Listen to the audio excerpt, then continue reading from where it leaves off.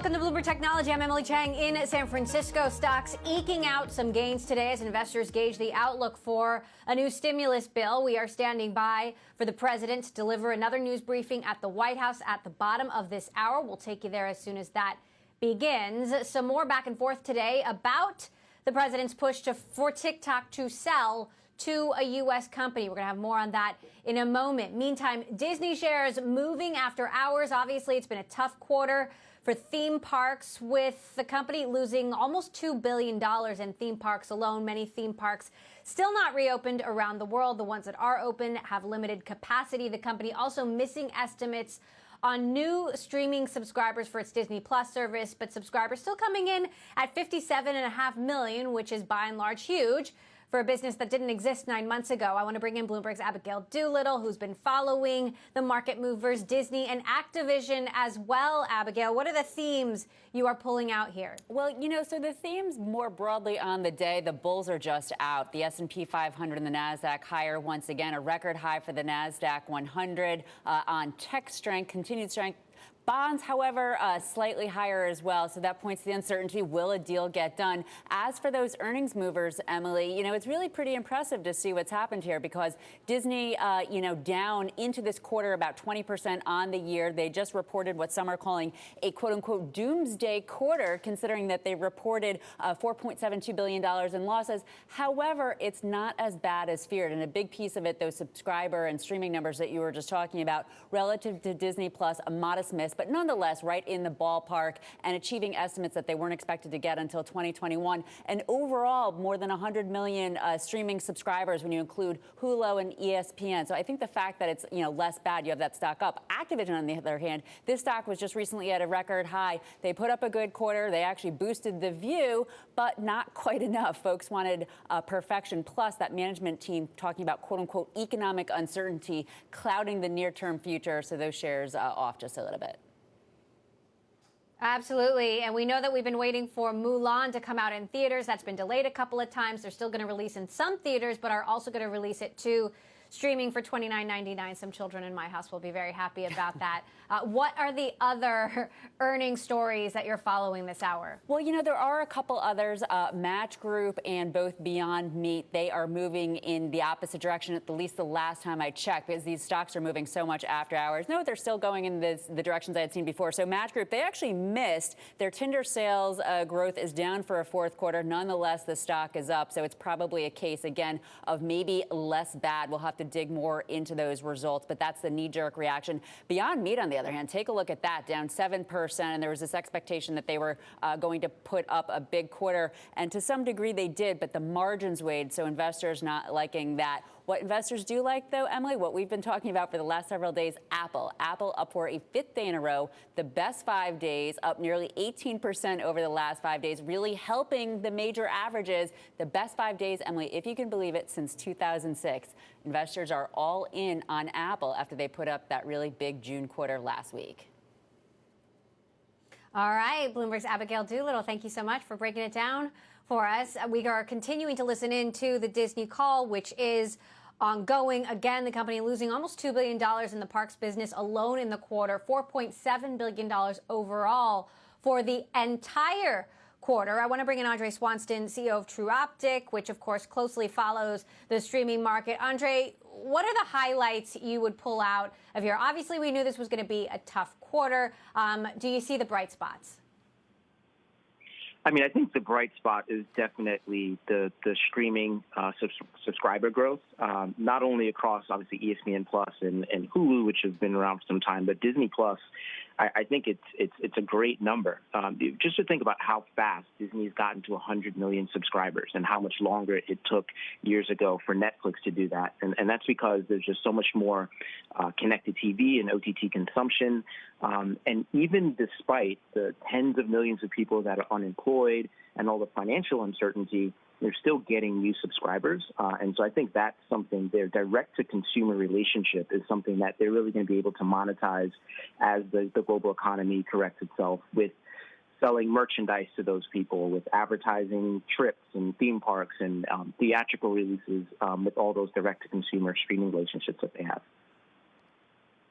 Well, and it is notable given that nobody has new content right now. So how would you position Disney vis-a-vis Netflix, vis-a-vis HBO Max, given that production is largely stalled in Hollywood and around the world, and Disney does have a strong and deep library, but, you know, some people may have watched a few things over and over again already as we're still sheltering in place. Yeah, I think because of the delays that they're going to be in production of new content, people that have deep libraries and a lot of known content, it will help them to kind of ride that wave. And I don't think in terms of the caliber of huge blockbuster content, it's really hard for anybody to compete with Disney. But when you talk about Netflix, and one of the things that I've been saying for some time is obviously it was the right decision that they made over the last few years to invest more and more money in original content because they knew it was not sustainable to continue to just license from others. But when you think about the HBO Maxes and the Peacocks and CBS All Access, I mean, their content libraries are and their bench is pretty deep as well. One of the things that people have discussed in the industry that I think is overstated is that because of the lack of availability of some of the other solutions like HBO Max and Peacock across Roku and Fire TV, that they wouldn't have the type of growth or be able to be as successful, say, as a Disney Plus and Netflix. And I think that also is overstated because there's so much fragmentation across devices in the homes that I don't think any one operating system or device will control the ability of these media companies to have successful direct-to-consumer relationships. Now, interestingly, Disney CEO Bob Chapek has been speaking on the call. He says Mulan going to streaming is a one-off, not an overall shift, not meaning that they will be shifting more new content directly to streaming. I wonder what you think about that, because I've been curious about how what we're going through right now will have a long-term impact on viewership patterns. I mean, are people going to want to go back to the theaters in, you know, a year, 2 years? I mean, when do you think there's really going to be appetite for that? I think it's going to be longer than people anticipated, right? You know, the U.S. has had pretty much the worst response over the last 4 or 5 months of any developed nation. Maybe you could argue Brazil is worse. So in terms of millions and millions of people feeling comfortable returning back to the box office, I don't see that happening for sure in 2020. And the way things are looking, that I think it's going to be well into 2021 before that's the case. Several of the other media companies have already been pretty vocal about switching their strategy to do more direct to on-demand release or dramatically shortening that window. I could see why Disney would not be motivated to make that call immediately because they've done so well at the box office, right?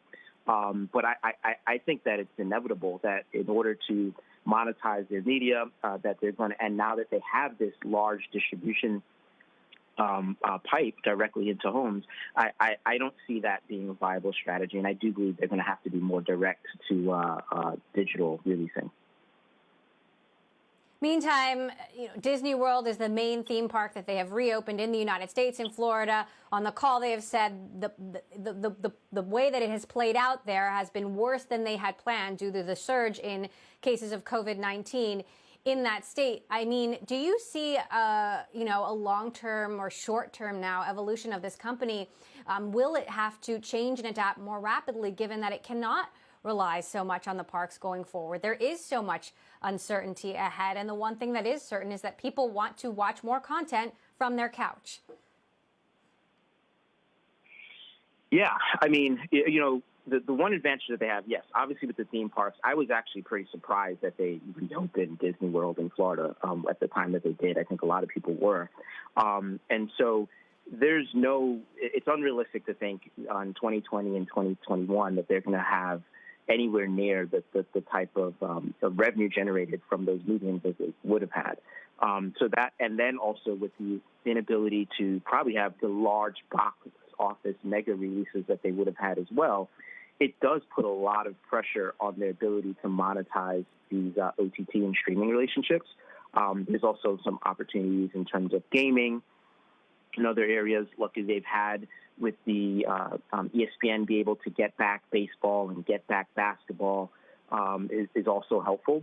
But all of these major media companies, they're really going to benefit even more than they would have predicted from the investments they've made in OTT solutions. It is really the only bright spot, for the most part, that they're going to see for the remainder of 2020, to be sure.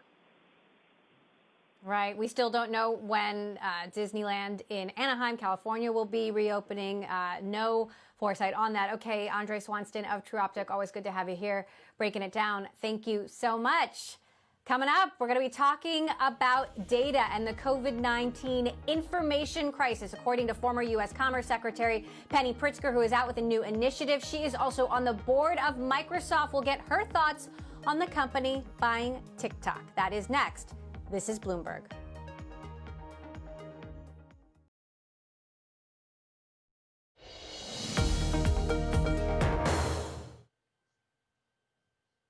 Penny Pritzker, the former U.S. Secretary of Commerce and the founder of PSP Partners, is launching a new information initiative to fight COVID-19. We're going to talk more about that in a moment. But first, she is also on the board of Microsoft. Earlier today, I asked her what she thinks about Microsoft's negotiations to buy TikTok's U.S. operations and whether or not she thinks Microsoft would be a good home for the controversial Chinese social media app.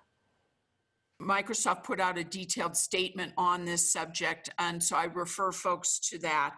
What I can say is I think Microsoft would be a good home for TikTok because Microsoft is an incredibly innovative company that also has cares deeply about privacy, security, transparency, digital safety. And so I think it would make a very good home for TikTok.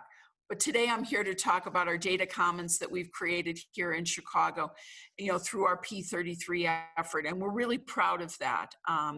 It's really a phenomenal way for us to show our community can come together and with industry collaboration and nonprofit collaboration, we can provide powerful tech solutions that have real world impact and can have not only implications for our community, but throughout our country.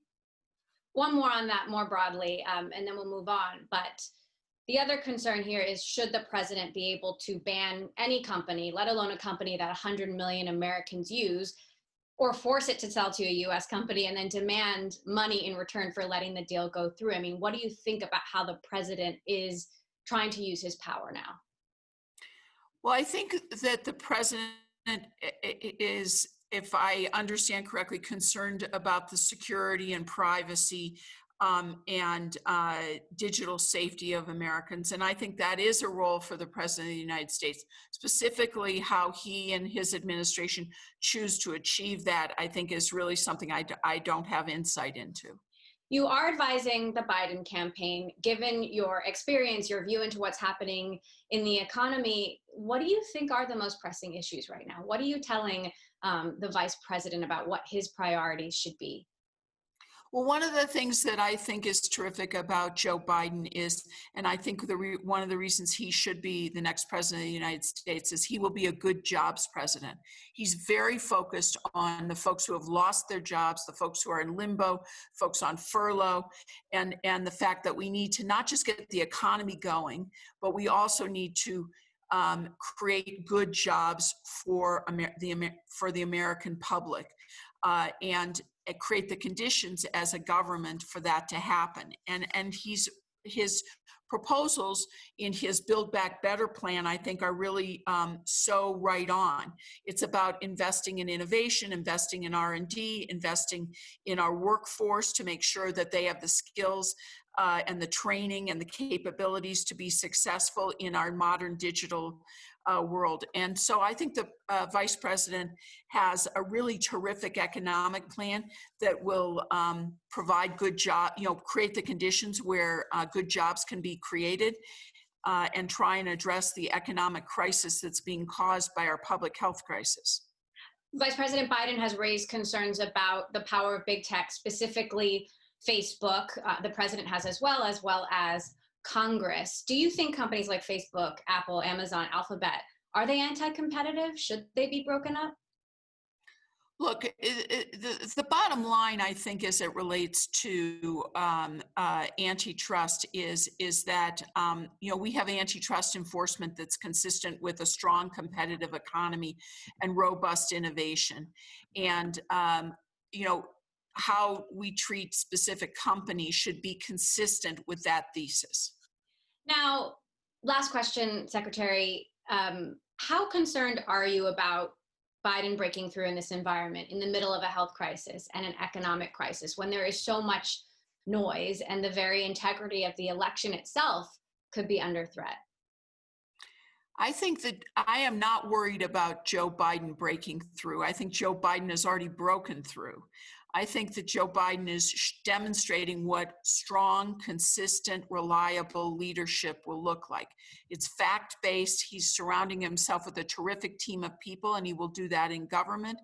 And he will help the American people to not only be safe in terms of their health, but also their national security. And he'll build back our relationships around the world. So I think Joe Biden is absolutely the right person to lead our country going forward. And I think more and more, as you see from the polls, of the American public understand that.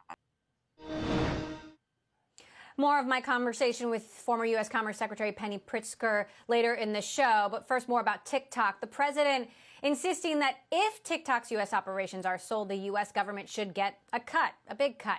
However, White House economic advisor Larry Kudlow told Fox Business there is no specific blueprint on the idea that any sale of TikTok assets must include some form of payment to the United States. To discuss, we are joined by Bloomberg's Sherry An. So, Sherry, Kudlow sort of walked back what the president had said earlier. Where does this stand? Is this required? Is it going to be part of a future deal? Yeah, we really don't know, right? It was really strange when we kept hearing from President Trump repeating himself that when it comes to the sale of TikTok's U.S. operations to an American company, whether it's from the seller or the buyer, that the U.S. government should get a fee from it proportionate to the sale price, and it would be paid to the Treasury. So we were pretty confused under what authority he could actually make this happen. And Larry Kudlow just acknowledging that he's not quite sure if this is a concept that they can actually follow through. Sources telling Bloomberg, though, that the White House is actually looking into using compliance costs.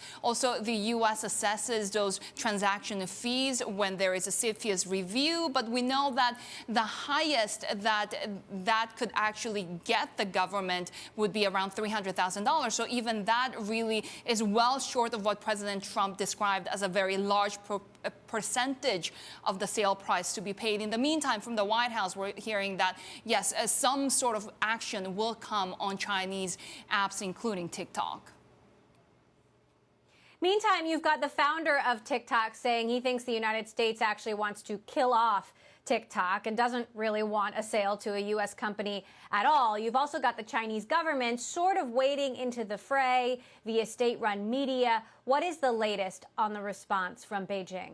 From Beijing, we have heard from the state media, as you said, from the China Daily, that this is as officially sanctioned theft. But even then, Beijing acknowledges that really there's maybe not much that China can do. This is from the Global Times, saying that objectively speaking, China has limited ability to provide protection to the Chinese companies by retaliating against U.S. companies, and they acknowledge that the U.S. enjoys technological superiority. So what can we see in terms of actions? Well, so far we have seen any U.S.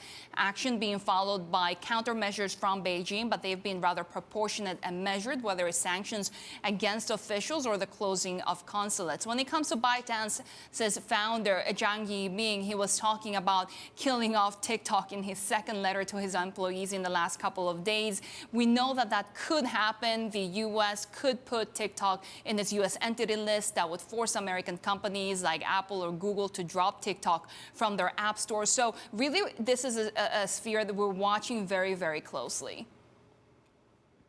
All right, Sherry An, thank you so much for that update. I know you're going to be covering this more on your show coming up. I do want to get back to Disney in a moment. First, I do want you to stay tuned. We've got a huge interview later today on Bloomberg Television with Bill Gates, the co-chair of the Bill and Melinda Gates Foundation, also the co-founder of Microsoft. So much to talk to him about right now, especially his thoughts on a vaccine, therapeutics, and the latest developments there. Also, his thoughts on the latest developments between TikTok and Microsoft.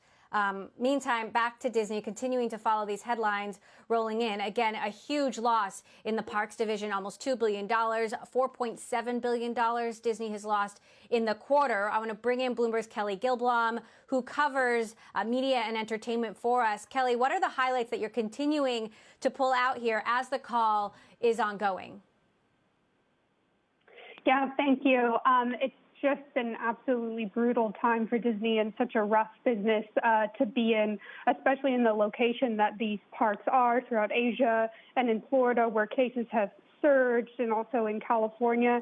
And what the executives are saying is that, you know, just reopening, even with the social distancing rules and the mask requirements and the temperature checks, hasn't quite given them the upside that they would have hoped. They're seeing a lot of cancellations, especially in Florida, as these cases continue to rise. And, you know, part of that is the fact that they said half of their guests come from out of state and have to get on a plane just to go there. So there's just so many difficulties facing the park business right now. Let's talk about the parks, what they've said about the parks. Obviously, California Disneyland is not open, and they say that the situation in Florida has been worse than planned because of the high number of cases in the state. What is the detail there in terms of what they're sharing about how the reopening of Disney World in Florida has actually gone? So what they said is when they thought about reopening it, about 6 weeks before they actually did it, all their research was showing them that there was going to be a really high demand for those restricted spaces in the park and for those tickets. And what turned out is that because of all these bad headlines about the cases in the news, that demand waned off.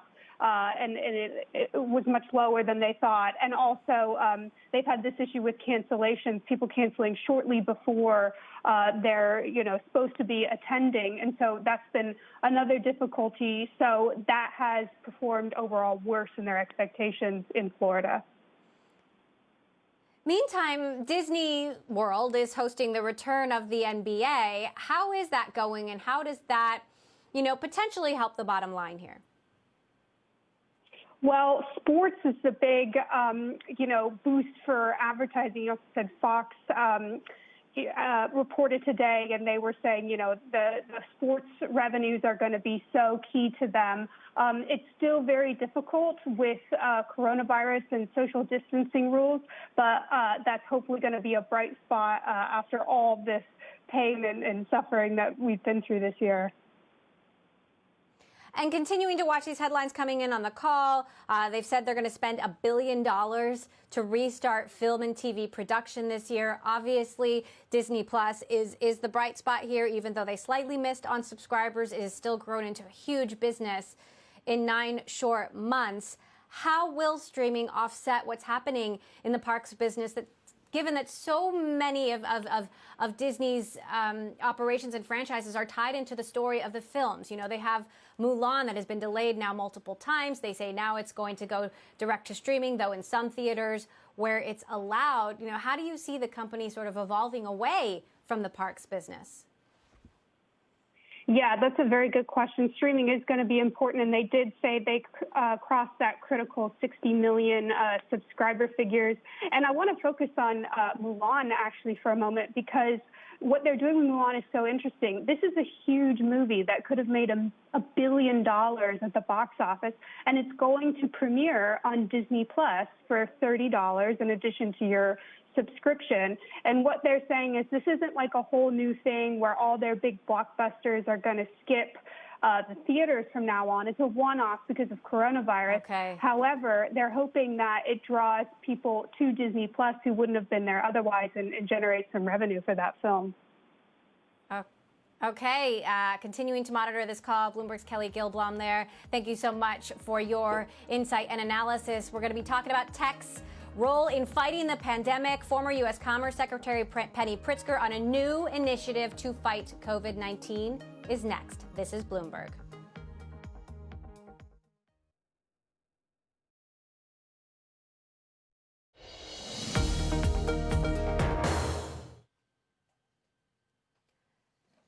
Welcome back to Bloomberg Technology. I'm Emily Chang. Tech's battle against the coronavirus. Earlier, I spoke with former U.S. Commerce Secretary Penny Pritzker and founder of PSP Partners about her new initiative, basically a central information hub to fight COVID-19 with data from doctors, patients, hospitals, and more that everybody can access. Take a listen to how she sees it potentially impacting government's decisions going forward. Data Commons that we've created is the first regional data commons in the United States. And one of the things that we think will make it so useful is it's interoperable, it's easy to use, it's membership driven. It gives you very accurate local picture of what's going on. And I think one of the challenges that many localities have is actually knowing what is the state of play, understanding not just what's happening in their own institution, but what's happening in the region, because we're all affected from a healthcare standpoint about the regional situation. Is this something that you think could scale to a state level, to a national level, to a global level? Absolutely. I think you could scale for sure to a state level, and I think it could be replicated in other places. Our aspiration is to really do a good job for the greater Chicagoland area and for the state of Illinois. But this process and this capability absolutely should be replicated in other places, both nationally and globally. So part of the information crisis is potentially being perpetrated by our own president, who has peddled theories about treatments and cures that don't work, has said things are getting better when in fact they're getting worse, has refused to wear a mask for the first several months of this crisis. How big a concern is that? Look, I think it's extremely important that we have a fact-based approach to addressing this public health crisis. And that's what this data commons is trying to do. It's trying to be a collaborative effort for us to recognize the situations that we're facing. You know, one of the things that we're also facing that requires attention is this disparity, you know, the communities that are being hit hardest by COVID-19. We see it in our African-American community in the greater Chicago area and the Latinx community, which are having roughly they're bearing 3 times the burden of this public health crisis. And so to me, I think what we're trying to do is set an example that says we're going to be fact-based and data-based in terms of the decision-making that's going on. But what is necessary for that to happen is to have a community collaboration, the hospitals coming together. And that's something that we in Chicago through our P33 effort are doing. So I hope that can be viewed by others and replicated. Now, not only are you the former U.S. Commerce Secretary, but you are a longtime investor. And I'm curious what your biggest concerns about the economy right now are, given, you know, rising and massive unemployment, benefits expiring, and small and medium businesses getting wiped off the map. Well, look, I'm concerned about all of the things you just mentioned. And I think the biggest challenge that all of us are facing as it relates to the economy and our business conditions is the uncertainty. And, you know, by virtue of having a database that you can use to make decisions that are fact-based, that will help decision makers address the public health crisis. And if we can address the public health crisis, we can address the economic crisis that our country is facing. But we've got to get at the public health crisis first. And that requires our leaders to recognize what is the situation, understand that wearing a mask helps us, being social distance helps us, and can keep the amount of the rise of the virus under control. That's essential. It's absolutely fundamental for us to begin to get our economy out of this challenge that we're facing. Will there be an economic recovery, and what shape does it look like to you? Yes, there will be an economic recovery, but it requires us to have therapies. It requires us to have both therapies and ultimately a vaccine for us to get into a situation that looks something like what we had earlier, you know, at the first part of the year. How we get there and exactly what shape and the ups and downs that will happen between here and there are very hard to predict. And so what's important from my standpoint is being clear, being fact-based, telling people, here's what you can do to help address the public health crisis in the short run. Wear a mask, stay social distanced, be prudent in your engagements. But all of us who want to see our economy recover, and particularly for the communities that are hardest hit, our communities of color have just really are bearing a really tough brunt of this virus. We need to help those communities. And the way for us to do that is do things like have this data commons, make information available to those communities, and help them recover as well. Former U.S. Commerce Secretary Penny Pritzker there. Well, the European Union is launching a lengthy investigation into Google's proposed $2.1 billion takeover of Fitbit. There are concerns about how information from Fitbit's fitness trackers could increase Google's data advantage in online advertising. To discuss, we're joined by Bloomberg Tech's Garrett DeVink, and we know, Garrett, that the U.S. government has been looking at this deal as well. What does this mean? Yeah, the U.S. government, the DOJ, is looking at it. There's actually other governments around the world, including Australia, who are also looking at it. It's very popular these days, of course, to investigate Google. But it's interesting, the line that the EU is drawing here is they're focusing on data, right, which is Google's argument is saying, look, like we don't really have much of a wearables business. We don't have a fitness trackers business. It's a very broad, open market with lots of device manufacturers. What's the big deal about us buying Fitbit? But the argument coming from regulators, and not just in Europe, is that because Google has managed to amass, the largest data trove of pretty much any private corporation in the world, they could use this data to sort of, add to that. And I think it's quite unlikely that Google will, directly take a Fitbit piece of information and then send you an ad. You're not going to get an ad saying, oh, you didn't sleep very well last night. Would you like to buy some melatonin? That is not what Google's really looking for here. They have many other ways to know that you're interested in those kinds of things. They want to build out an ecosystem of devices to kind of help them compete with Apple, make sure that people are staying in the Android family, staying in the Google family, and not saying, hey, I want an Apple Watch, I want an iPhone, and kind of ditching them because of that. Well, and that leaves a big question mark over Google's hardware strategy. They've been making cheaper phones to go after the iPhone. The fitness trackers potentially would have been helpful in going after Apple Watch, but is it worth it? Yeah, I mean, I think a lot of people are starting to ask that question. I mean, Google has been asked, is it worth it about its hardware for a long time now? And, Google essentially makes billions of dollars of profit every year, and so they can kind of afford to keep pouring it into the hardware business. But if you look at the most recent phones, it looks like they have kind of waved the white flag and given up competing against Apple directly on that high-end smartphone market. They're designing cheaper phones that are good phones that if you're used to using an iPhone or a high-end Android, you'd probably be okay with these phones for the most part. And that's kind of the market window that they're going for. But if you see some of the moves Apple's making, the Apple Watch now also does sleep tracking, which is something a lot of people were using Fitbits for. So the longer this acquisition drags on, the further out Google's hardware strategy has to be pushed. And that just gives competitors, specifically Apple, more time to adjust. Right, and Google's position on this, the VP of hardware, Rick Osterloh, saying it's about devices, not data. That said, you and I talked about the big investment that Google is making in ADT yesterday, but I wonder, is this antitrust scrutiny going to put a sort of big chill on tech deals? We're not seeing it right now with respect to Microsoft and TikTok, but Microsoft wasn't one of the latest companies hauled before Congress. But I wonder how all of this impacts big tech M&A for the foreseeable future.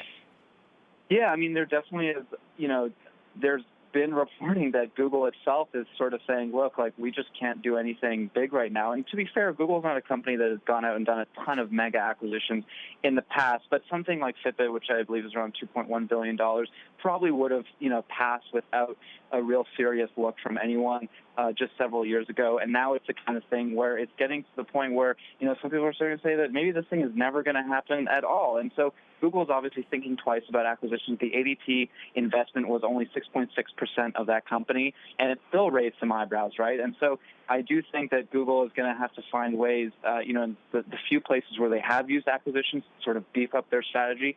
That might not be a tool that they can use, at least in the current political climate, which, as we know, could change pretty much any time. All right, Bloomberg's Garrett DeVink, who follows Alphabet for us. Garrett, thank you so much for that update. Coming up, we are going to take you to space, a huge milestone for NASA this past week, launching a robot that will be heading to Mars into space and also bringing back Bob and Doug, the two astronauts via SpaceX. We're going to hear from NASA coming up. This is Bloomberg.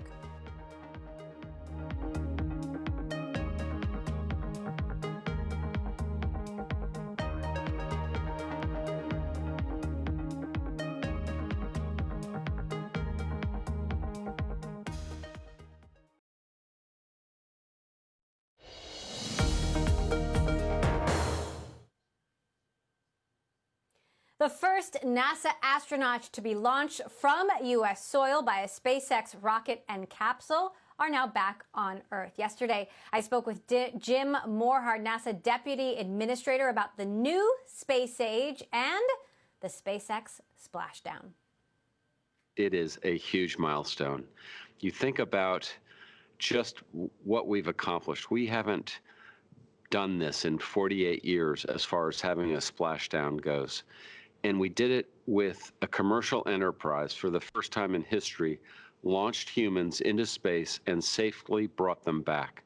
It's really a new era in our space age. And that's what we're looking towards. The president has told us to get to the moon in preparation to go to Mars. And so it's really one campaign, 3 domains. Low Earth orbit, which is where Bob and Doug have been, the moon in preparation to go to Mars, and then going to Mars, which is what Perseverance mission is. It is a precursor mission to astronauts going to Mars in the 2030s. So, as you mentioned, just in the last few days, NASA has also launched the rover Perseverance on an Atlas rocket. How is that going so far? It's going great. We had some telemetry challenges when it first got up there, where we have a deep space receiver listening to things, even our spacecraft that have gone past Pluto. And so it's very sensitive. And so when our Perseverance came around from an eclipse, it was behind the Earth, and its solar panels first got the sun. We turned on the transceiver, and it was a little too strong. But again, our folks worked that out, and everything is, as we call it, nominal right now. Talk to us about your goals now. You know, obviously it's getting humans into space, then to the moon, and then to Mars. You know, how does this play out for you? NASA used to be the folks that designed, built, launched, and operated rockets and spacecraft. We want now to be a customer, one of many customers to the commercial market. And we hope that we're trying to drive innovation, we're trying to increase competition and reduce costs. And to SpaceX's credit, to Elon Musk's credit, he's done that, and he's helped us. They have been a great partner. And so with that, we are now using reusable rockets and reusable capsules. The president said we have to get to the moon by 2024. We've created the Artemis program, and we're going to send the first woman and next man to the moon. But it's really in preparation to learn more things so that we can go to Mars, which is really, that's a tough row, but we're going to do it. And there's a lot of concerns about radiation, the time it takes to get there, food, food supplies, and many more things. So we're working on all of it. So it's really one campaign, 3 domains. This robot that will be going to Mars is the most advanced robot ever, as I understand it, to be launched into space. What exactly will the robot be doing? Gosh, Perseverance is, it's about 10 by 9 feet and about 7 feet tall. And there are about 7 experiments or demonstration projects on it. We're looking for ancient microbial life. And we sent our scientists out to the Pilbara outback in Australia to look for signatures of what we ought to be looking for. So we've taken all that data, put it into the computer on the rover, and it's going to be looking for those signatures. And we're going to a place called the Jezero Crater, which is about the size of Lake Tahoe. So it's going to be looking around there for this ancient microbial matter. With the advent of the public and private partnerships that you have now with SpaceX, Boeing, Amazon, is this a new kind of space race, and how does that space race play out? You know, the space race may be a competition between our new entrants into the marketplace, and we want that competition. I don't think there's a space race with China, which folks have suggested, considering we've already landed, you know, on Mars many times and also landed men on the moon. But with that, we want to continue to lead in space, because who leads in space leads the world. I want to end by saying, you know, NASA was set up to help the human condition of all mankind, and that's what we're trying to do. Jim Morehard there, NASA Deputy Administrator. We will be right back with more of Bloomberg Technology after this quick break. This is Bloomberg.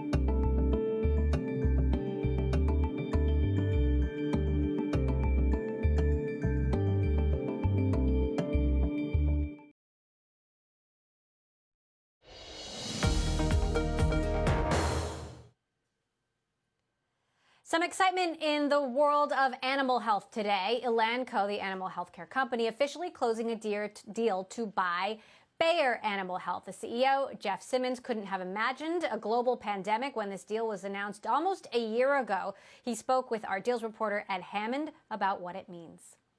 This is about farmers, veterinarians, pet owners. We have a very clear customer base. We have a very clear goal. Let's start October 1. What do we have to get done in the third quarter?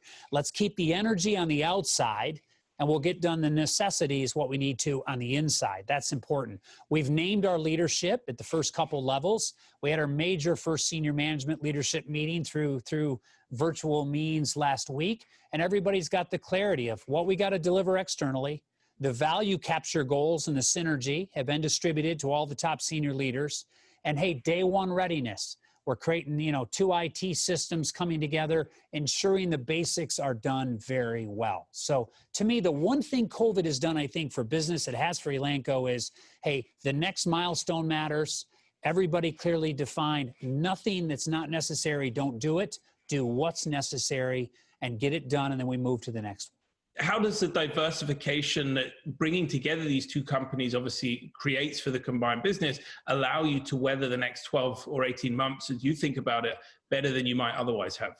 We announced this deal last August, Ed, and we said very clearly, hey, this expands and it strengthens a current strategy that Eli Lilly spun Elanco on, which is, hey, it will actually give us the size and the scale. It'll give us diversity. We were heavier livestock, they were heavier pets. We now are almost a balanced mix. That's important in animal health. It triples the size of our pet business internationally. It makes us more global. We've got a cold water business in salmon. They've got a warm water tilapia shrimp business. So you can see at a $4.6 or so billion deal, the antitrust divestitures were 125 to 150 million. It shows you the complementary nature. But it gives us that size and scale in the pipeline and innovation.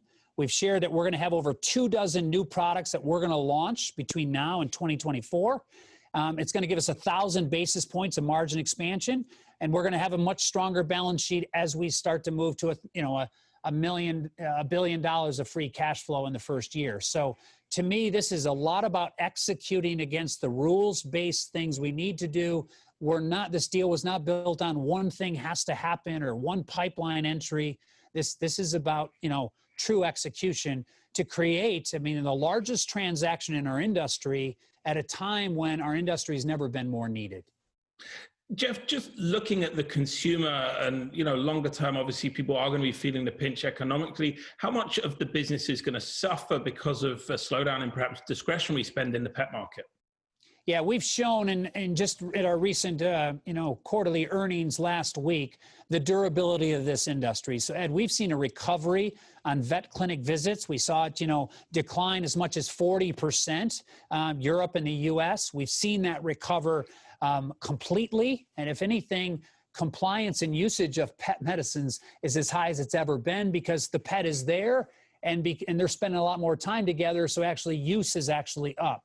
On the livestock side, no question, a couple of the big markets like the U.S., the processing plants slowing down. We see that lagging into the second half of this year. But ultimately, this is about, hey, this deal especially giving pet owners what they want, more options at more price points, easier, whether it's at their door or in the vet clinic. And it's given protein consumers what we believe, hey, how we provide more protein, more economically, and doing it with less environmental footprint. That's what this deal is about. And just to end on, let's talk about M&A. Obviously, you are closing a very large transaction today, but there are opportunities in the market, a lot of distress, a lot of smaller players potentially now for sale where they might not have been before. What are you seeing? What are you interested in terms of opportunities there? Yeah, I think what today highlights for us is we have a global leader right now in animal health. We have the pipeline, the size, the scale. We've got the cash flows necessary. We don't need anything, we believe, to grow this business long term and create a lot of value. We always, from an innovation side, different than maybe pharma, will acquire early technology. We'll always have innovation partners. That will always continue. And actually, Elanco and Bayer have one of the greatest histories and track records of collaborating with innovators. But, right now, our focus is delivery, creating one of the best integrations, getting the value capture and the 275 to 300 million of synergies that we've talked about, creating the cash flow, de-levering, as quickly as possible. That's where our focus is, Ed. Jeff Simmons, CEO of Elanco there. And as I mentioned earlier, I'll be interviewing Bill Gates, the co-chair of the Bill and Melinda Gates Foundation, also the co-founder of Microsoft. So much to talk to him about, where he is on vaccines and therapeutics. How long are we going to be in this? When will we come out of it? Do not miss my exclusive interview with Bill Gates coming up later today on Bloomberg Television, and we'll have more for you of that on Bloomberg Technology tomorrow. I'm Emily Chang. This is Bloomberg.